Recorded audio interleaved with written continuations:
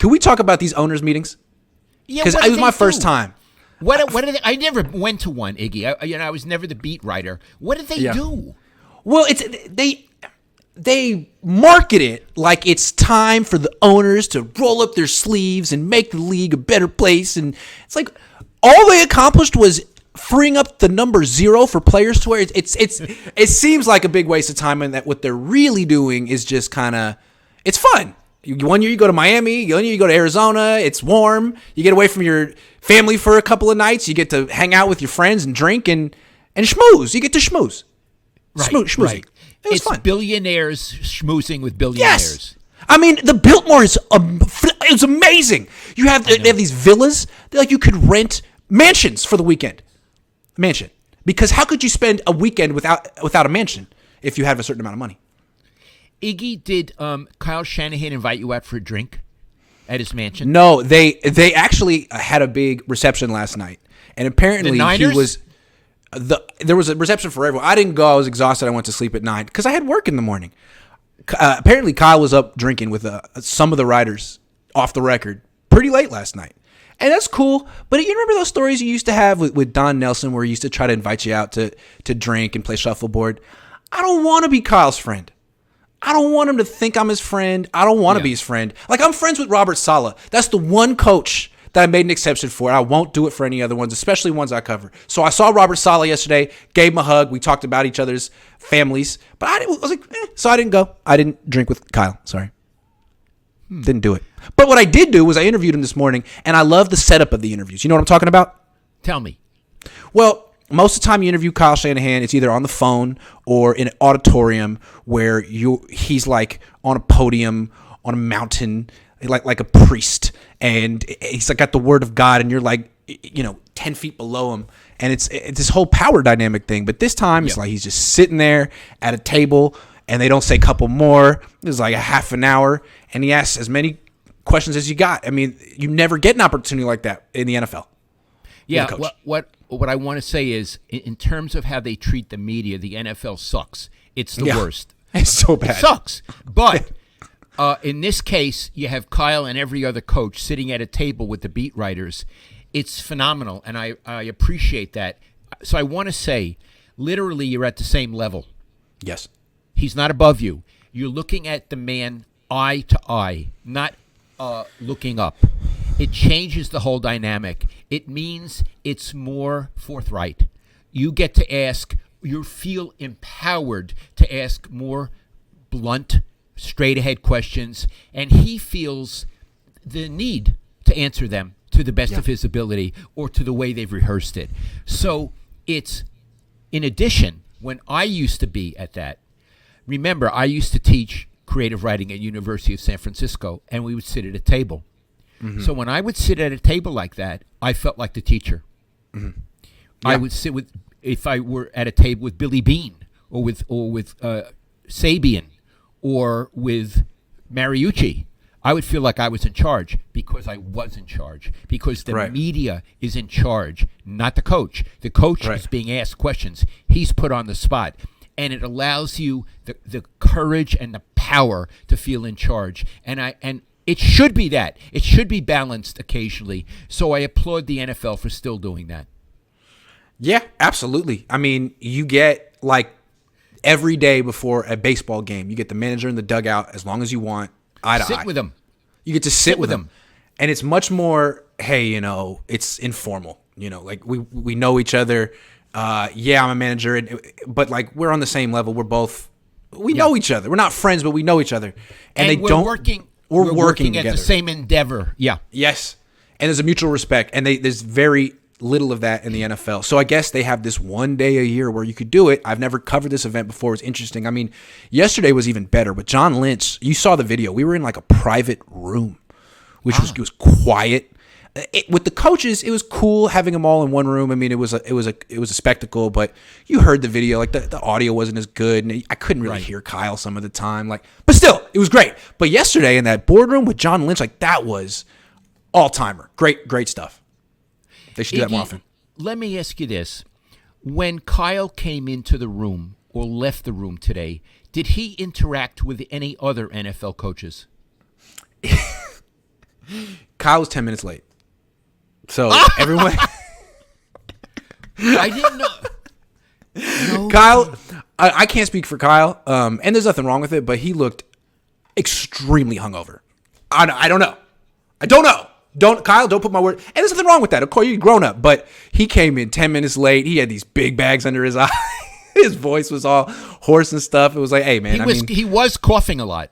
Yeah, that's nothing wrong with that. He doesn't have a game for 6 months, but I just thought it was funny. It's like, yeah, where's Kyle? They're probably like banging on his door. Come on! You got the meeting in 4 minutes! He's like, ah! Okay, let me ask you this. Were the other coaches on time? Most of them. Not all of them. Arthur Smith came in 5 minutes late, saw him. Apparently, he's one of the richest guys in the world. He's like the son of the founder of FedEx, Arthur Smith, coach of the neither here nor there. But yeah, most guys were there on time. Pete Carroll was there on time. He was right behind me. Sean McVay, there on time. Right. I get the feeling that I get the here's the thing. It's a hard cutoff at 8:15. It's over. So I think Kyle bought himself 10 minutes. It's like, I don't want to do this for 30 minutes. I'll do it for 20. So he came in 10 minutes late. Instead of just not doing it. Apparently Mike Tomlin is the one coach who does not do it. Won't do it. Everyone else does it. Kyle just came in late. And apparently Adam Schefter came by. He was doing the rounds and he was like, hey, where's Kyle? And we were like, well, he's a little bit late. He's like, hey, like father, like son, huh? And we're all like, if you say so. But he knows Mike Shanahan well. So I guess Mike did the same stuff. Yeah. He covered him. Like father, like son, huh? That's what he said. Yeah. I want to say something. Tomlin does not sit at the table? That's what I heard. Tomlin doesn't do it, but I can't confirm it. Okay. If he doesn't, it's weak. Weak. Yeah. And I always respected Tomlin. Well, I heard. That bothers me. Yeah. I'll confirm it. Yeah. Anyway, the owner dreams were interesting. It's my first time spending time in Phoenix, downtown Phoenix. And it's okay. What I will say, it reminds me a little bit of Denver in the sense like it's very clean and all the buildings are very new, as opposed to California, which can be a little grimy sometimes. But people are really helpful. Like I was walking around trying to find lunch yesterday, and someone was like, "Sir, do you know where you're going? Do you need help?" And I just ignored him because in California, like I don't like when people that I don't know talk to me on the street. It's usually a homeless person or someone that wants something from me. So I just walked away, and then I got lost, and I kept wandering, and he found me again. And he was like, "Sir, you're lost. Can I help you?" And I saw that he had an orange shirt on that said, "Ask me directions." And then I saw that they were like all around the city, and there's a thing in Phoenix where they're just really helpful and tell you where to go. It was really nice. I thought it was very civilized. Wow. They would never do that in California. No, or New York. No. There'd be a certain in New York saying, "Go fuck yourself." Yeah. Well, there's the joke, right? This out of towner comes to New York and goes to a New Yorker and says, "Excuse me, sir, could you tell me how to get to the Guggenheim Museum, or should I just go fuck myself?" One of my favorite stories of yours is the Tim Lincecum story, where you used that line on him when he was like 28. I don't know. He was sort of going down the tubes in his career, and I guess he was starting to lose heart to talk to the media because all the questions were like, "What's going on? What's the problem?" And you tried to get him, and you said, "Hey, it was maybe a spring training." You say it. Yeah. He was coming out of the locker room. I had tried to talk to him before, but he was sitting in his locker like this, so I knew he didn't want to talk. So he's coming. There's a breakfast room. You go through a hallway. So he walked right past me. I said, "Tim, may I interview you, or should I just go fuck myself?" And he was so embarrassed. He said, "I'm so sorry. Yeah, let's do it." And he gave me a good interview, but that's how I got it. The other thing that's amazing about Phoenix is all the people that are here to watch freaking spring training. Now, it's one thing to cover spring training. I get it's a lot of fun. Can you imagine spending money, actual money, to watch exhibition baseball?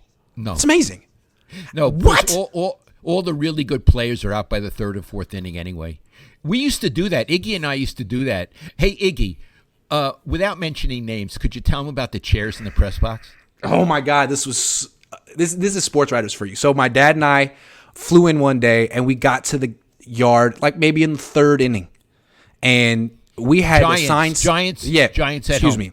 Giants at home, Scottsdale Stadium. We had assigned seats in the press box. Grant Cohn, Lowell Cohn. Since we weren't there in the first 3 innings, a couple of the writers took our seats so they could put them on top of their seats and be 3 inches higher up. They were in these like double seat thrones. And we had to be like, "Hey, can we have our fucking seats, please? Thank you." And No, and they wouldn't. We had to go into the eating area and drag out 2 seats. They saw us come, and they felt no compunction about not giving us back the seats. Yeah. And I said to Iggy, this is a mark of character. Just take a look at this. And it shows. Baseball beat writers are different. Baseball beat writers are very territorial because they do it every day. And, Right. And they're like, who the hell are you? You're in my seat! Chris Tellerico says, I get wanting to win with a quarterback on a rookie deal, but a mid-system quarterback in a mid-system while playing a premium on a number 1 D that can't stop the best offenses isn't going to get it done.